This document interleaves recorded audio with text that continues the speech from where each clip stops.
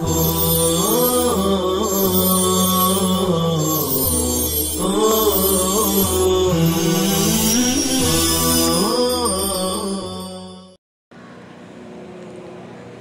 اللہ الرحمن الرحیم نحمدہ ونصلی علی رسولہ الکریم وصلی اللہ تعالی علی النبی الکریم وهو يعتبر الاتحاد في المجلس ومحمد في السبب فيجمع ما قاء قليلا قليلا۔ عزیز طلبہ و ناظرین، گزشتہ سبق میں قے کے سلسلے میں جو اصولی اختلاف یعنی متفرق قے کو جمع کرنے کے سلسلے میں جو اصول امام ابو یوسف اور امام محمد رحمۃ اللہ علیہ کا ہمارے سامنے آیا تھا۔ امام ابو یوسف رحمۃ اللہ علیہ اتحاد مجلس کو معتبر مانتے ہیں، امام محمد رحمۃ اللہ علیہ اتحاد سبب کو معتبر مانتے ہیں، یعنی کہ اگر مجلس ایک ہو اور متفرق قے ہوئی ہے تو متفرقات کو جمع کر کے منہ بھر ہونے کی صورت میں ناقض وضو ہونے کا حکم لگایا جائے گا۔ اور امام محمد رحمۃ اللہ علیہ کے نزدیک اگر سبب ایک ہے یعنی متلی ایک ہو، ایک بار کی متلی سے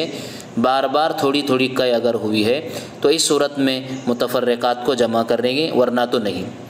شارح کہتے ہیں ھذا ابتداء و مسئلۃ،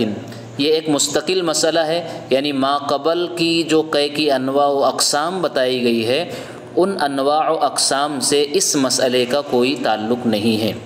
چنانچہ بنیادی طور پر فحصل اربع صور، 4 شکلیں اس کی حاصل ہوئی اور پائی گئی۔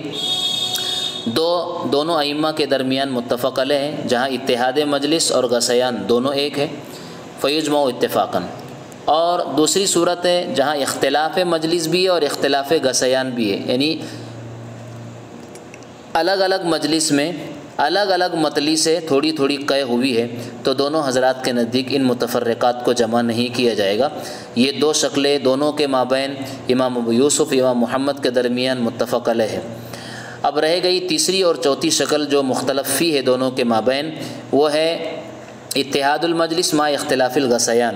یعنی ایک مجلس میں قے ہوئی تھوڑی تھوڑی لیکن الگ الگ متلی کے ساتھ ہوئی ہے تو امام ابو یوسف کے نزدیک فیجمع عند ابی یوسف خلافا لمحمد، امام ابو یوسف کے نزدیک تو جمع کریں گے لیکن امام محمد کے نزدیک ان متفرقات کو جمع نہیں کیا جائے گا، اس لیے کہ ان کے نزدیک متلی ایک نہیں ہے، متلی الگ الگ ہے۔ اور چوتھی مختلف فی صورت ہے وہ اختلاف المجلس مع اتحاد الغثیان، مجلس الگ الگ ہے متفرق قے کی لیکن متلی ایک بار ہوئی آئی تو اس صورت میں فیجمع عند محمد خلافا لابی یوسف، امام محمد کے نزدیک تو جمع کریں گے، امام ابو یوسف کے نزدیک جمع نہیں کیا جائے گا، اس لیے کہ امام ابو یوسف کے نزدیک اتحاد مجلس نہیں پایا جا رہا ہے جو کہ ان کے نزدیک متفرقات کو جمع کرنے کا اصول ہے۔ آگے وما لیس بحدث لیس بنجس سے ایک قاعدہ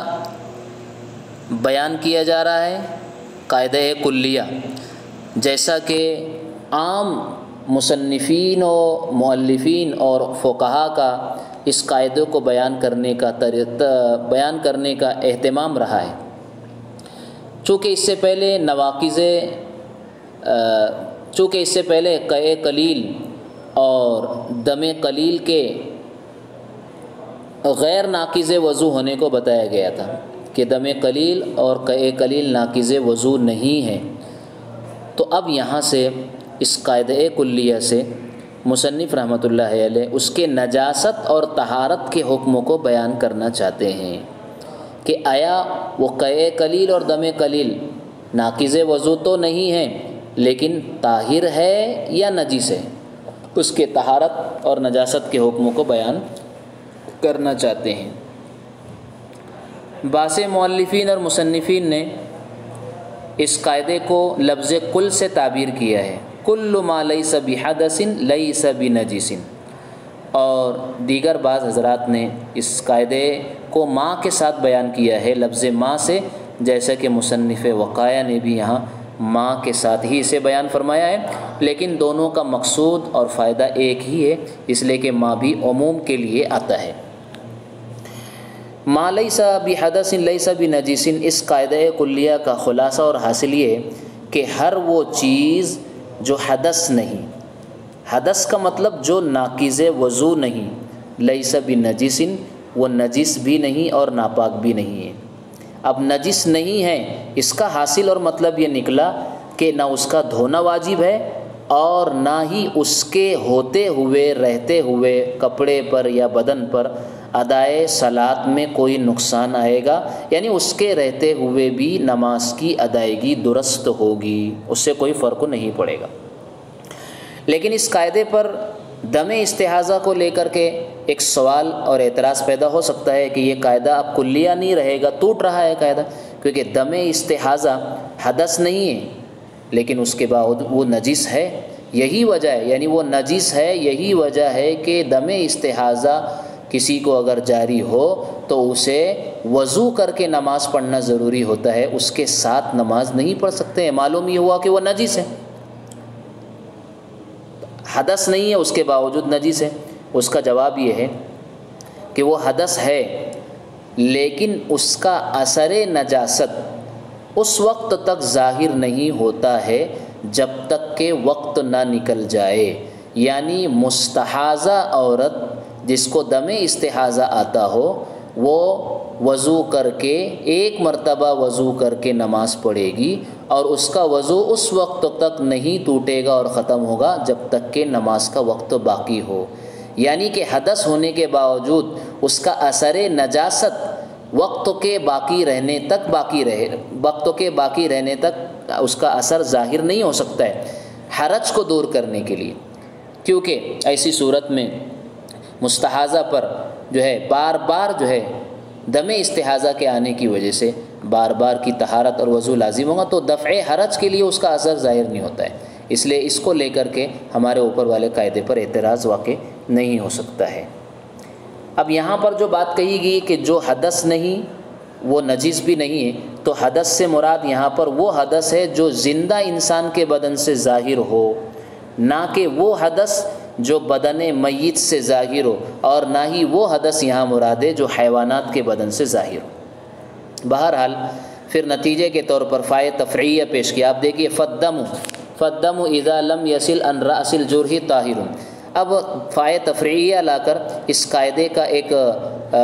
پر ایک مسئلہ متفرع کر دیا کہ وہ دم جو زخموں کے سرے سے نہ بہہ پائے، جیسا کہ ہم نے اس سے پہلے پڑھا کہ کسی نے سوئی چبھوئی اور خون جو ہے اپنے مقام سے نکل کر زخموں کے سرے پر پہنچ گیا، ولم یصل عن رأس الجرح، زخموں کے سرے سے وہ بہہ نہیں پایا، وہ پاک ہے، کیونکہ وہ حدث نہیں ہے۔ جب حدث نہیں ہے تو طاہر ہو، نجس نہیں ہو سکتا ہے۔ یہی حکم قیء قلیل کے سلسلے میں بھی ہے، یہی حکم قیء قلیل کے سلسلے میں بھی ہے، یعنی قیء قلیل بھی حدث نہیں ہے، اور جب حدث نہیں تو نجس بھی نہیں ہے، تو گویا قیء قلیل کا اور دم قلیل کا حکم طہارت اور نجاست کے اعتبار سے اس قاعدے کی روشنی میں ہمارے سامنے آ گیا کہ دم قلیل جو زخموں کی سرے سے نہ بہے وہ دم قلیل ہے، تو یعنی حدث نہیں ہے۔ ایسے ہی قیء قلیل جو منہ بھر کر کے نہ ہو وہ حدث نہیں ہے، اور جب یہ حدث نہیں ہے تو پھر نجس بھی نہیں ہوگے۔ لیکن امام محمد رحمۃ اللہ علیہ سے جو روایت ہمارے سامنے شارح وقایع پیش فرما رہے ہیں، وعن محمد فی غیر روایت الاصول، روایت اصول کے علاوہ میں یعنی نوادر کی روایت میں امام محمد رحمۃ اللہ علیہ سے جو بات منقول ہے وہ یہ ہے کہ وہ قیء قلیل کو ناقض وضو مانتے ہیں۔ روایت نوادر میں ان کے نزدیک جو ہے یہ نجس ہے، ناقض وضو ہے۔ ایسے ہی امام شافعی رحمۃ اللہ علیہ کا بھی یہی قول ہے کہ قیء قلیل ناقض وضو ہے، یعنی نجس ہے اور ناپاک ہے۔ ہمارے مشائخین احناف میں سے بھی بعض حضرات نے اس پر فتویٰ دیا ہے، جیسے کہ ابو جعفر ہے، ابو بکر الاسقاف ہے، لیکن صاحب ہدایہ نے امام ابو یوسف رحمۃ اللہ علیہ سے جو قول مروی ہے اس کی تصحیح فرمائی ہے، اس کو صحیح قرار دیتے ہوئے امام ابو یوسف کی طرف سے فرمایا ہے کہ یہ قیء قلیل نجس نہیں ہے، جیسا کہ آپ حاشیہ نمبر 5 میں دیکھ سکتے ہیں، اور اس سلسلے میں بطور تائید کہ انہوں نے بخاری شریف کی وہ تعلیق ذکر فرمائی ہے حاشیے میں، صاحب حاشیہ نے وہ تعلیق ذکر فرمائی ہے کہ جو کہ امام حسن سے انہوں نے لی ہے، ما زال المسلمون یصلون فی جراحاتہم، کہ اہل اسلام برابر اپنے زخموں میں نماز پڑھتے رہیں گے، یعنی دم قلیل جو کہ حدث نہیں، جب حدث نہیں ہے تو ہی زخموں میں نماز پڑھنا درست ہو سکتا ہے۔ اس تعلیق سے ہمارے احناف کے مسئلے کی تائید ہوتی ہے کہ دم قلیل وہ ناقض وضو نہیں ہے، ایسے ہی جو ہے قے قلیل بھی ناقض وضو نہیں ہے۔ اب جو قے قلیل ناقض وضو نہیں ہے ہمارے نزدیک، جیسے کہ قاعدے کی روشنی میں سمجھ میں آ گیا، تو اس قے سے مراد وہ قے ہے جو کہ بذات خود نجس نہ ہو، لیکن اگر وہ قے جو بذات خود نجس ہے، جیسے کہ شراب کی قے، پیشاب کی قے، اسی طرح پاخانے کی قے، وہ اصالتاً جو ہے نجس ہے، بذات خود نجس ہے، مجاورت کی وجہ سے، کسی ناپاک چیز کے ملنے کی وجہ سے نجس نہیں ہے، لہٰذا یہ تھوڑی بھی ہوں گی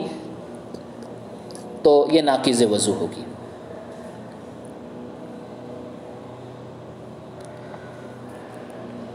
ناپاکی کی قے اگر ہوگی تو وہ بہر صورت تھوڑی بھی ناقض وضو ہوگی۔ اب ایک بات ہمارے لیے سمجھنے کی یہ ہے کہ امام محمد سے روایت اصول کے علاوہ میں جو مسئلہ مروی ہے، تو ایک ہوتی ہے روایت اصول اور ایک ہوتی ہے روایت نوادر۔ روایت اصول امام محمد رحمۃ اللہ علیہ کی ان 6 کتابوں میں لکھے گئے مسائل کو کہا جاتا ہے جو امام محمد رحمۃ اللہ علیہ نے مذہب احناف کی تنقیح اور مذہب احناف کے سلسلے میں کے مسائل کو جو انہوں نے جمع فرمایا تھا، وہ 6 کتابوں میں جو مسئلہ لکھا ہوگا اسے روایت اصول کہا جاتا ہے، اور اسی کو دوسرا نام ظاہر الروایت بھی کہتے ہیں، اور یہی قابل فتویٰ ہوتی ہے۔ وہ 6 کتابیں ہیں بہت مشہور، جامع کبیر، جامع صغیر، سیر کبیر، سیر صغیر، مبسوط اور زیادات۔ ان 6 کتابوں میں جو مسائل لکھے ہوئے انہیں اصول کی روایت کہا جاتا ہے۔ ان کے علاوہ امام محمد رحمۃ اللہ علیہ سے اور بھی کتابیں ہے جن میں انہوں نے احناف کے مسائل کو ذکر کیا ہے اور جمع کیا ہے، جیسے کہ جرجانیات، ہارونیات وغیرہ۔ ان کتابوں میں جو مسائل ہوں گے انہیں روایت نوادر سے تعبیر کیا جاتا ہے، اور روایت نوادر یہ قابل فتویٰ نہیں ہوتی ہے۔ بہرحال امام محمد سے روایت اصول میں جو بات ہے کہ قے قلیل جو ہے یہ ناقض وضو ہے، تو اس کی دلیل کو صاحب شرح وقایع نے بیان فرمایا ہے یہاں سے۔ کہاں سے بیان فرمایا؟ انہ نجس لانہ لا اثر للسیلان فی النجاست فاذا کان السائل نجسا فغیر السائل یکون کذالک، کہ دم قلیل وہ ناقض وضو ہے ان حضرات کے نزدیک، جیسے کہ قے قلیل ناقض وضو ہے، تو بطور دلیل کہتے ہیں کہ نجس ہونے میں سیلان کا کوئی اثر اور دخل نہیں ہے،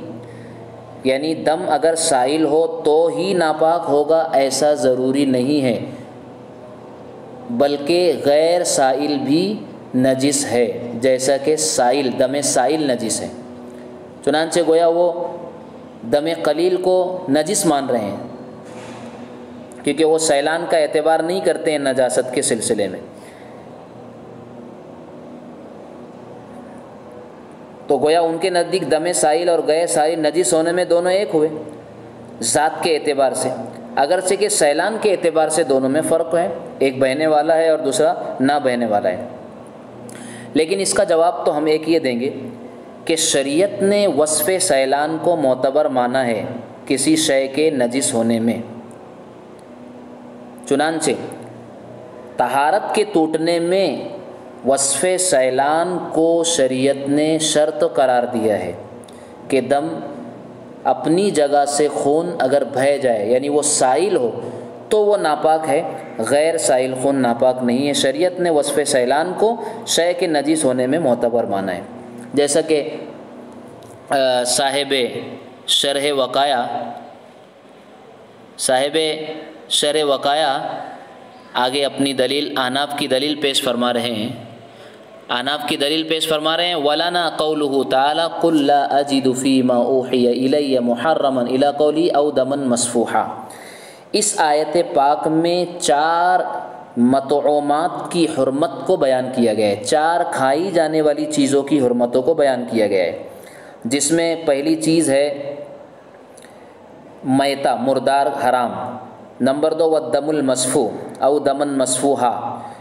دم سائل بہنے والا خون یہ حرام۔ اس کے بعد بیان فرمایا ہے ولحم الخنزیر، خنزیر کا گوشت، اور چوتھی چیز جو بیان فرمائی ہے وہ جانور جسے غیر اللہ کے لیے تقرب کے ارادے سے، قربت حاصل کرنے کے ارادے سے غیر اللہ کی تعظیم کے لیے ذبح کیا گیا ہو۔ اب آپ اس میں غور کیجئے، ہمارا جو استدلال ہے دمن مصفوحا، دم جسے حرام کیا گیا ہے اس کے ساتھ مصفوح کی قید ہے، یعنی دم سائل حرام ہے، اور جب حرام ہے تو وہ حدث ہے، اور حدث ہے تو نجس ہے۔ تو اس سے پتہ چلا کہ غیر مصفوح حرام نہیں ہے، اور جب غیر مصفوح حرام نہیں ہے تو وہ نجس بھی نہیں ہے، اس لیے کہ اگر دم غیر مصفوح غیر سائل اگر نجس اور ہوتا تو وہ حرام بھی ہوتا، اس لیے کہ ہر نجس حرام ہے، ہر نجس حرام ہے۔ تو دم مصفوح چونکہ حرام نہیں تو نجس بھی نہیں، جب نجس نہیں ہے تو حرام نہیں، اس لیے کہ اگر نجس ہوتا تو وہ حرام ہوتا۔ اور یہاں پر قرآن کریم نے دم مصفوح کو حرام قرار دیا ہے، جب دم مصفوح حرام ہے تو وہ نجس بھی ہوگا، لہٰذا غیر مصفوح حرام نہیں تو نجس بھی نہیں ہوگا۔